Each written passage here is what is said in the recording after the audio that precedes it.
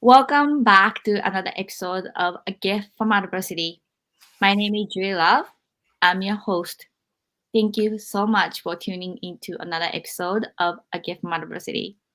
Today, I have an exciting guest. Her name is Jackey Neyman Jones, and she's from western part of Oregon. So, before I introduce her to our show, I want to introduce my book. It's called A Gift from Adversity, same title as my podcast.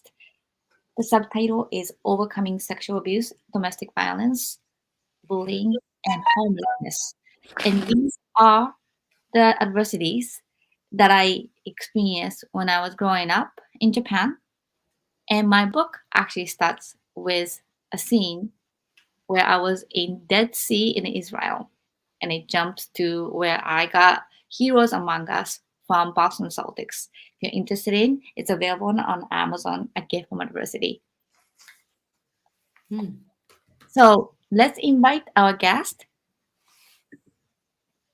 Hi, Jackie. How are you doing? I'm doing good. Thanks so much for having me. Absolutely. So, Jackie, please tell our audience who you are and what you do. My name is Jackey Neyman Jones, and I do many things. I'm an artist. I'm an author. I'm an actress. I basically anything somebody suggests something, and I say, "Well, that's a good idea," but I started like four businesses in my life. I raised my children as a single mother, and I did every one of those businesses. I started from nothing other than an idea and a belief in myself. And when I look back, I wonder how the heck I ever did that. But I'm known as a pop culture icon for people who are interested in the show Mystery Science Theater. As a child, my dad was an actor, and I was invited to be part of a film that was an independent film made in 1966 in El Paso, Texas, when nobody was making films. And it eventually it became famous, and it's still famous as one of the worst movies ever made. It's been written up. So I've been in the worst movie ever made, and it suits me. I'm an artist, so it suits me very well.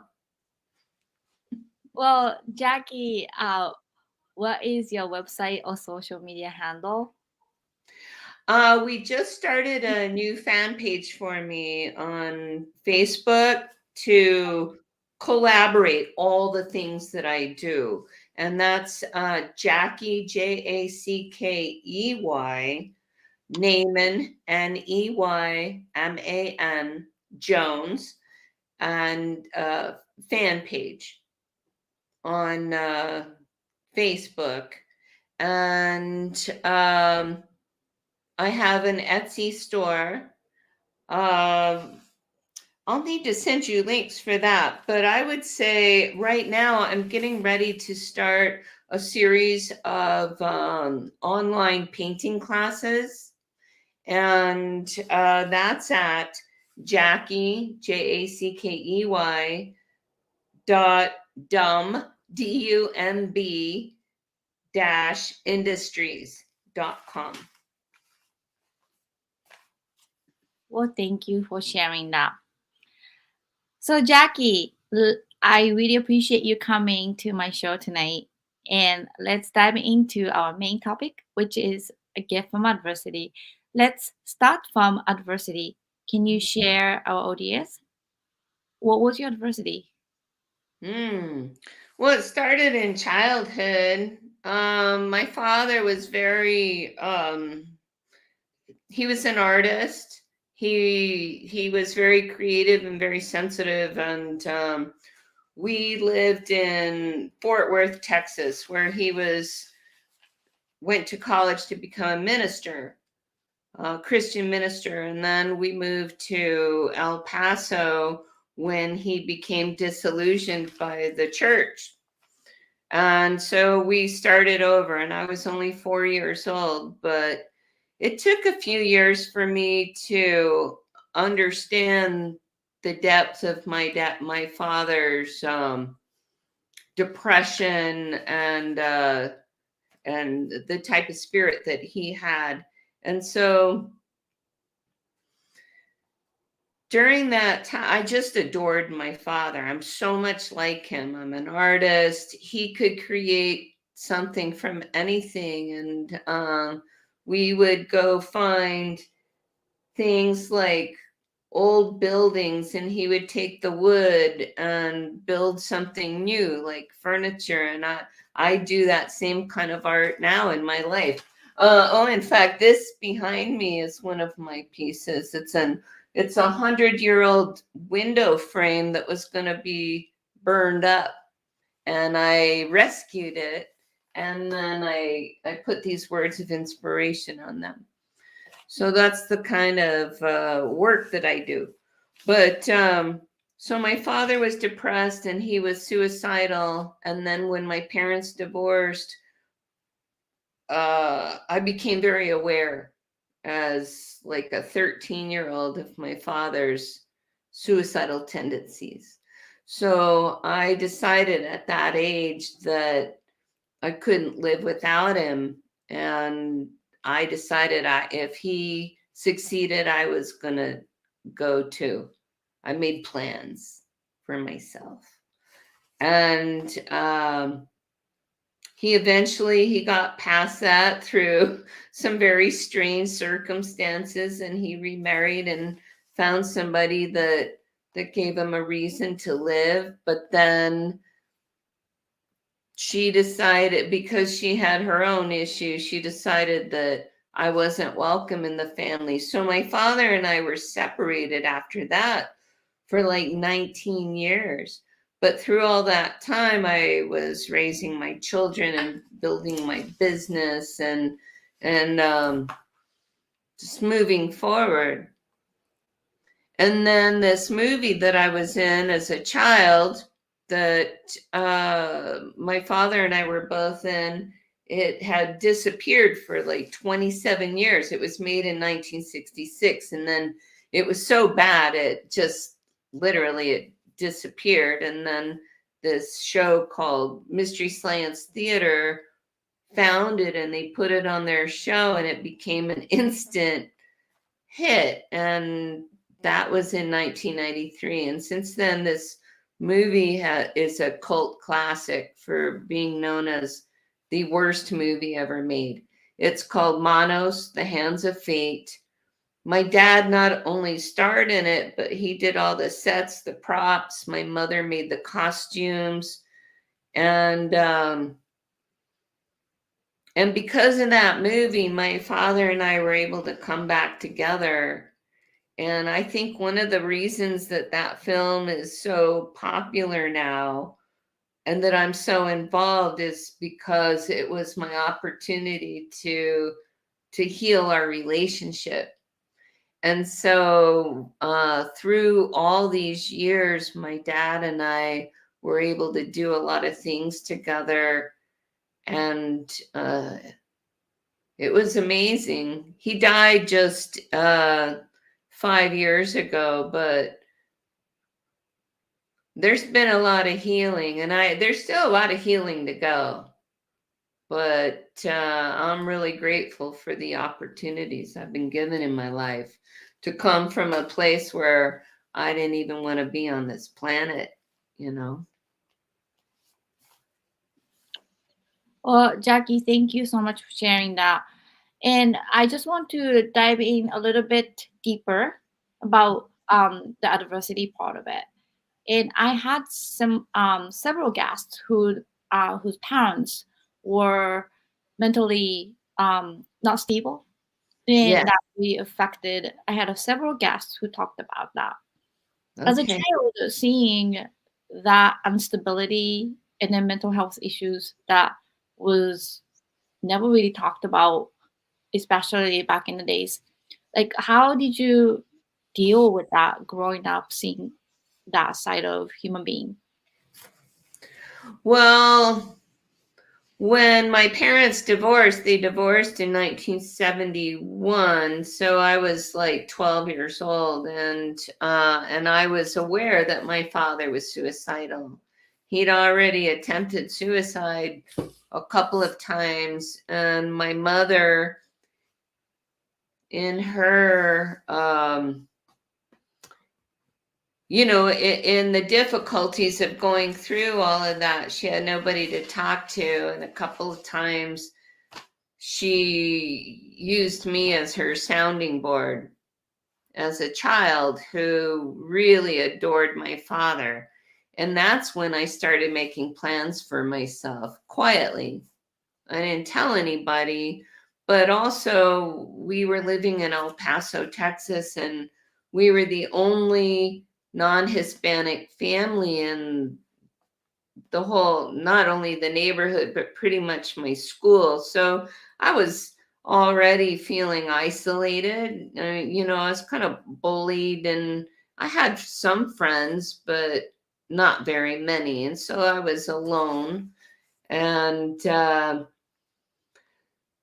so when my parents divorced, my father moved to Southern California for a job. And I remember at that point,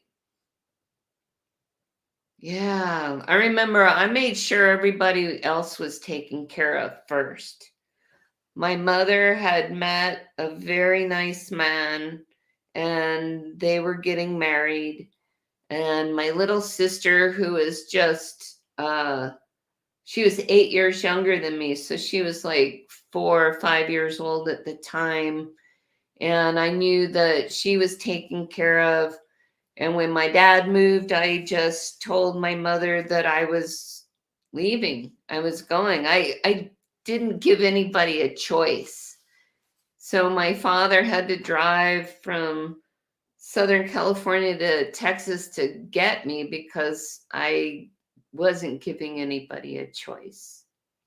And so I went to live with my dad, and I started high school in California, and he was still very depressed, and I knew it. And I just remember making friends and going to school, but always keeping an eye on him, making sure he was okay. And then when I was junior in high school, I was 16. One night he came to my room, to my door, and he asked me to call 911. He had swallowed an entire bottle of Valium and started throwing up blood, and changed his mind at the last minute. So it was like 2 o'clock in the morning. So I called the ambulance, and they came and they got them. But in all the excitement and everything, they left me behind. I mean, I didn't get to go, and I didn't have a driver's license yet. So I was left at the apartment, and I called some friends, and they took me. And then I knew that if I told anybody, like adults at the school or my mother in Texas, that they would do something, they would take me away, and I wasn't going to leave. So I kept it a secret, and I went to school, and friends gave me a ride and everything. But my dad, he, after that attempt, he put himself into the mental hospital for 2 weeks. So I was on my own for 2 weeks at 16. Yeah, 16. And so yeah, I just took care of myself. I made sure I went to school every day so that I didn't draw attention. And yeah, we got away with it. And then he came home, And then he found this woman who was also suicidal. I mean, that's what drew them together. That's a weird story. Okay, I'm going to tell that story because that's really the weirdest story here. We lived in a fourplex, you know, 4 apartments. And we lived in one, and my father noticed this woman that lived in the apartment next to us, and he kind of had a crush on her, but he didn't do anything about it. And then he was in the hospital for 2 weeks. He came home, and about 2 weeks after that, she decided to commit suicide. I mean, they didn't know each other at all at that point. Excuse me. So she went into her bathroom with her ex-husband's gun and intending to kill herself. And she was shaking so bad when she pulled the trigger, she missed. And the bullet went through her bathroom wall and lodged in our bathroom wall. And that's how they met. And they ended up with a 40-year marriage. She saved him, he saved her, but at some point in there, she wasn't comfortable having me around. You know, I mean, she had her insecurities, and my relationship with him, she wasn't comfortable with, you know, how tight we were. And then they had their child, and so I have a half sister who's 19 years younger than me.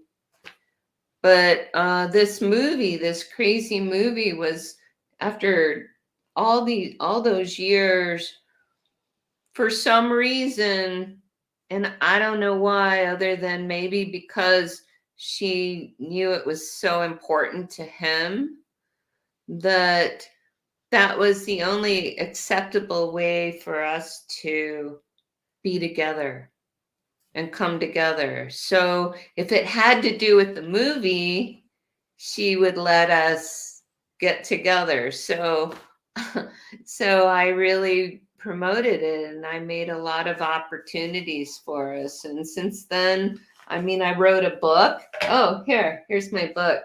It's called the movie is Manos the Hands of Fate. My book is called Growing Up with Manos the Hands of Fate: How I Was the Child Star of the Worst Movie Ever Made and Lived to Tell the Story. Wow. There's Well, so much healing that happened through all of this. If it weren't for this, so people ask me, they say, why do you have such a great sense of humor? Why are you so open about talking about this movie that's taught in film schools as everything not to do in filmmaking, for instance? And I say, well, for one thing, I was 6 years old. I'm not responsible. But for the other thing, it gave my father an opportunity, many opportunities that we never would have had otherwise, for healing. well, thank you so much, Jackie, for diving into that. Now, let's move on to the second question, which is the tools that you use to overcome this adversity that you faced. So, I like this part of the question because every guest that we had, everyone had completely different answers. And I learned so much from people's ways to cope. And what I don't like about is a lot of people, like, obviously very nice life, fortunate life, never understand what the adversity is. Like my case is child sex abuse from my dad, domestic violence, bullying, and homelessness at 18. Mm. Like people will say, oh, just go see a therapist. But I respect therapists, but at the same time, I can smell that they didn't understand like Mm-hmm. my adversity, the level of the trauma. They probably read a lot of books. In fact, I had one therapist from was like 6 years. that she actually moved to Oregon and from Massachusetts. Shout out to Amanda. So Amanda first session told me that she became therapist not only because she read a ton of books, but also she is a victim of the sexual abuse. And Mm-hmm. that's kind of how I started to open up to her. Now, what I really like about this is because people who come on my show went through really severe trauma and adversity that when you state those things about what had happened to you, these are the words. But it's really quite like um great event that people don't grasp the depth of impact that had made in your life. Yeah. So I am sure that you had many tools that you tried, but what are some of the tools that you used, and then what is maybe top three that worked for you? Yeah. Yeah, I mean a lot of tools. I'm almost 63 years old, and there's a lot of things I wish I'd learned earlier, but I understand that things happen in their own time, and one of the important things is understanding that I have mood swings, that I have highs and then I have lows. And when I'm on those lows, sometimes I don't really care if I'm here or not. And the only thing sometimes that keeps me here is my family. I mean, I've got two sons and two daughter-in-laws and four grandchildren now, and we all live in the same property, and that's really, really good for me. But I would say, gosh, I mean, with COVID, that's probably been the most healing time maybe in my whole life, because I've had to deal with those mood swings and the isolation that so many people have had to deal with, and I've learned to be kind to myself. I mean, in the last year, I've really come to the place where I realize all the stress over all the years builds, and you may not see it physically until later, but I have so much more I want to do in life. I got so many plans, and I'm like embarking on a whole new level with my art and with film. I have so much to do, but in this last year, in April, I had some kind of episode. I was visiting my sister in Washington, and next thing I knew, I was in the emergency room, and they never, they didn't really know what it was. I mean, they did a lot of scans. I went to neurologists, and all they could say was maybe a silent seizure. So I was very careful. I didn't drive for a few months because I have family and friends that'll get me where I need to go, and I don't need to go that many places. I have my studio within walking distance of my home, thank God. And so 6 months to the day, October 4th, I had a car accident out of nowhere. I totaled my beautiful car, and I broke some bones, and I had three grand mal seizures that day out of nowhere. And that was in October. So now,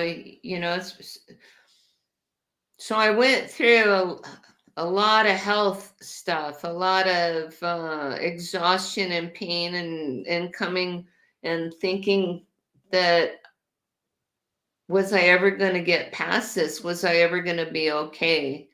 I lost so much memory. That was the scary part, is losing so much of history and memory. And I don't know. Okay, so I guess the biggest thing I learned was to allow other people to help me. That's it. Because I think people that have come through dark times like that, abuse and neglect, that they become very self-sufficient. You get strong. You just take care of yourself. You learn how to do that. And then no matter how many people love you, sometimes you don't feel worthy enough. But the other thing is that, yeah, you don't feel worthy to ask for help. But when I'm just finally at a place where I'm changing my perspective. That's been my word of the year. Was last year my word was shift. This year my word is perspective, which is basically the same thing, but in different. So just stepping to one side when I get stuck, I just think about, it's all about perspective. I mean, you can do anything you want if you believe it. I mean, I look at the world, I look at history, I look at people who do things that I would never be interested in doing, but if that's what you want. So anyway, at this point, after the health things and everything, I've been opening up to asking for help, and I'll tell you, the last couple of months have been magic. I mean, things are just magic right now. And I have no illusion that they're always going to be that way, because difficulties happen for a reason as well. You can't move forward, you can't learn if you don't. I mean, otherwise, as humans, I think we just get kind of lazy. Thank you so much for sharing that. So you would say the tools is one of the tools that you used is to ask help, reach out Yes. to people, and have perspective. Perspective, if you can ever step outside of yourself and even for a moment just see yourself the way other people see you, that's, the people who care about you, the people, we live in difficult times. I feel older and older every day. We live in these times where there's so much social media, and there's people that can hide behind their keyboards and just spout out whatever they want. So we have to find our shields, we have to learn not to care what some people think, because it really doesn't matter. They don't know you, they know nothing about you. But for the people who love you, just try to see yourself through their eyes.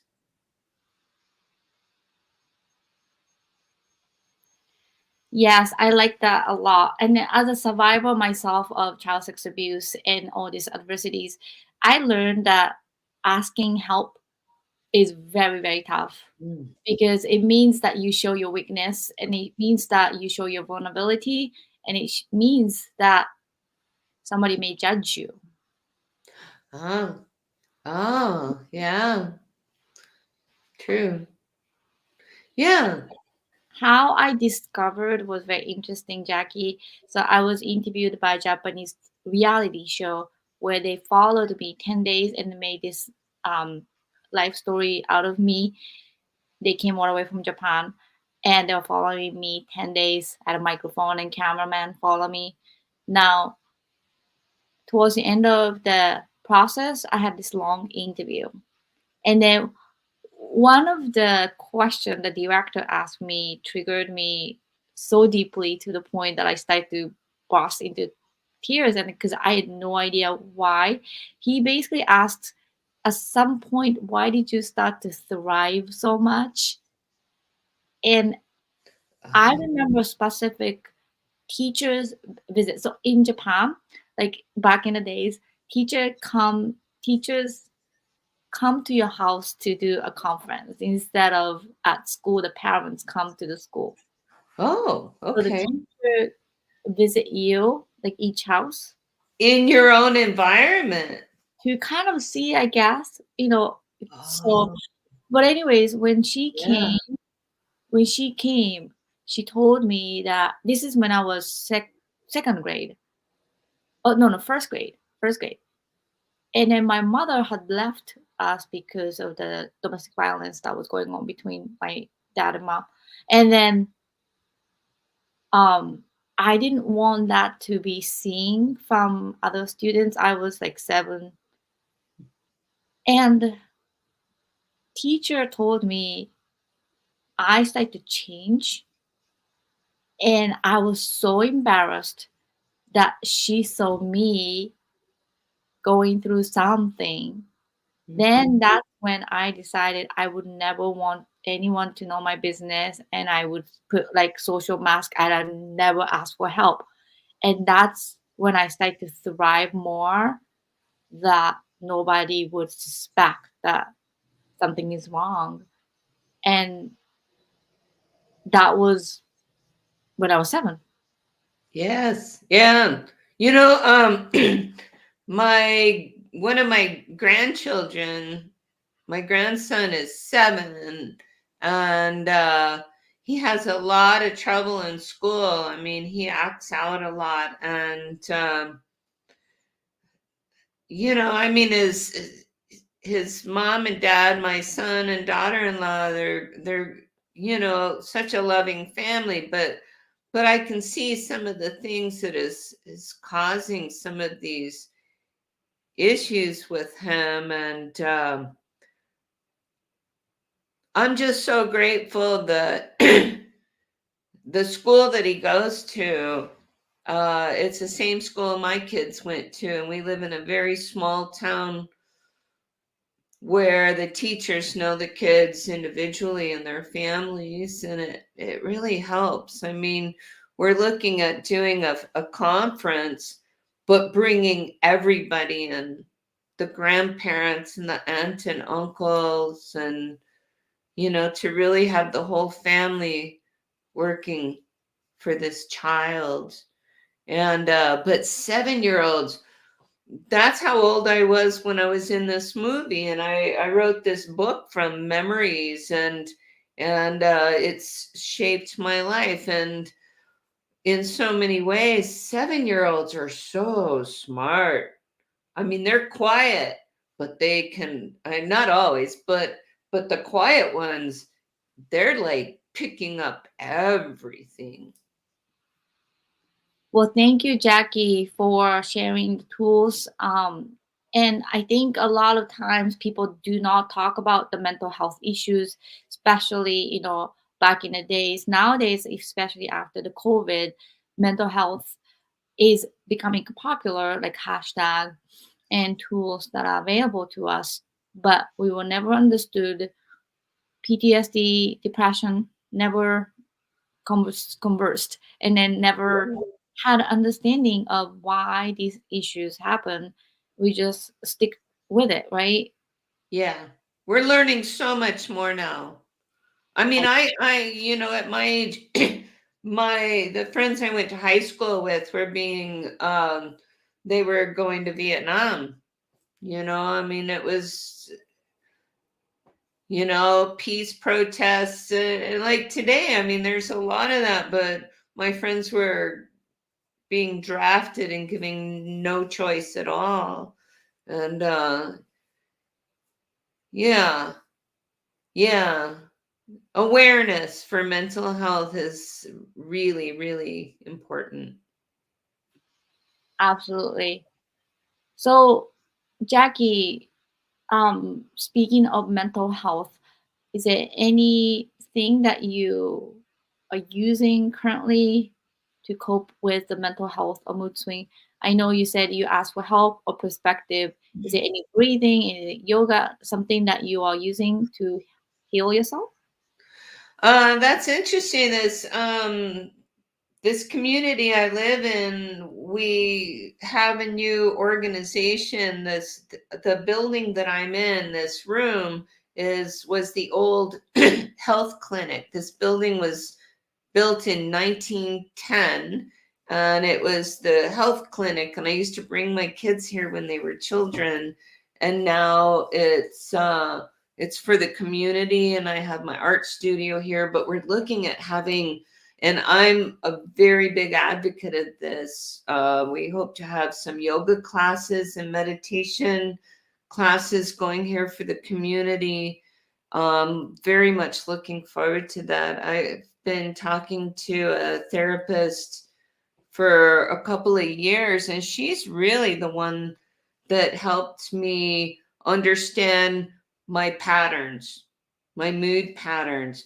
It took about 6 or 8 months before she even revealed to me that she'd been keeping notes and that she was noticing a pattern. And when she said that, I started paying more attention to that.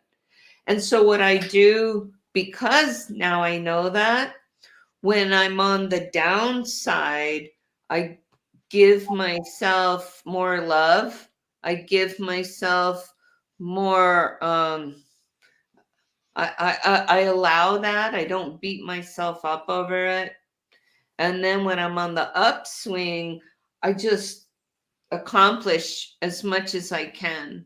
But my goal always, no matter what, is whether I'm up here or I'm down there, I just want to move forward a little bit every day, you know? One of my friend who's watching our live said, being vulnerable is a strength. It is. That's true. Your friend is, that's really true. Yes. So, Jackie, thank you so much for sharing your story tonight. I would like to ask you the last question, which also is one of my favorite parts of the show. So, what was the gift that came from these adversities? Hmm. The gift is that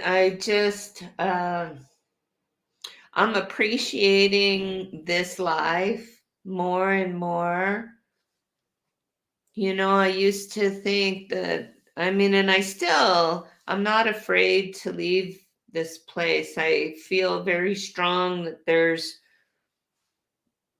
a beautiful next place that we're going.